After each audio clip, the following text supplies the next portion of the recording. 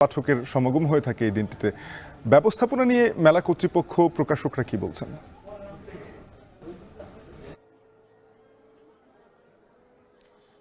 শাফিন, 20তম দিনে আসলে প্রস্তুতির একটি বিষয় রয়েছে, যেহেতু আগামীকাল আন্তর্জাতিক মাতৃভাষা দিবস।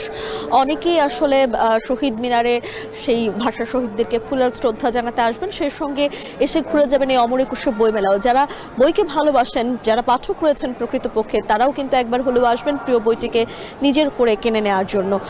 তাই তাদের নিরাপত্তার স্বার্থে কিন্তু আইন শৃঙ্খলা বাহিনী সজাগ থাকবে, এবং সেই সঙ্গে কিন্তু সকালবেলা, যেহেতু আগামীকাল ছুটির দিন, সকাল 11টা নাগাদই মেলার দ্বার উন্মুক্ত করে দেওয়া হবে। এবং ইতিমধ্যেই কিন্তু আমরা দেখতে পাচ্ছিলাম আইন শৃঙ্খলা বাহিনীরা নিরাপত্তা জোরদারের জন্য কাজ করছে, এবং তারা প্রতিটি গেটে গেটে কিন্তু পাহারারত অবস্থায় রয়েছে।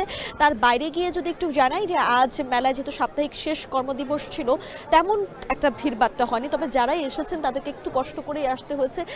আগামীকালকের নিরাপত্তার স্বার্থেই কিন্তু ঢাকা বিশ্ববিদ্যালয়ের বেশ কয়েকটি গেটই আসলে বন্ধ করে দেওয়া হয়েছে। সেই জায়গাগুলোতে তাদের পায়ে হেঁটে হেঁটে এই অমর একুশে বইমেলাতে প্রবেশ করতে হয়েছে, এবং একই সঙ্গে তারা আসলে এসেছেন শুধুমাত্র যে বইমেলায় যারা ঘুরতে চান তারাই নয়, যারা বইগুলো একটু নেড়েচেড়ে দেখতে চান, নিজের পছন্দের বইগুলো কিনতে চান, তারাও এসেছেন।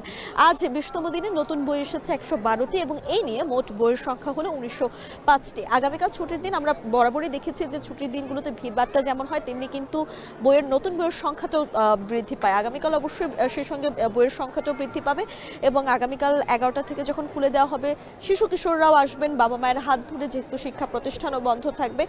আর সপ্তাহের শেষ যে ছুটির দিন রয়েছে শুক্র শনিবার, আগামী একটি শুক্রবার হয়তো পাওয়া যাবে 28 তারিখে, তবে তার আগে শুক্র শনিবারের যে কেনাকাটা, সেটি কিন্তু আগামীকাল এবং পরশুই আসলে কেনাকাটা প্রকাশকরা প্রত্যাশা করছেন, বা স্টলে যারা বিক্রয় কর্মীরা রয়েছেন তারা প্রত্যাশা করছেন যে এই আগামীকাল এবং পরশু, এই 2 দিনের শুক্র শনিবারের মধ্যে বেচাকেনাটা জমে উঠবে।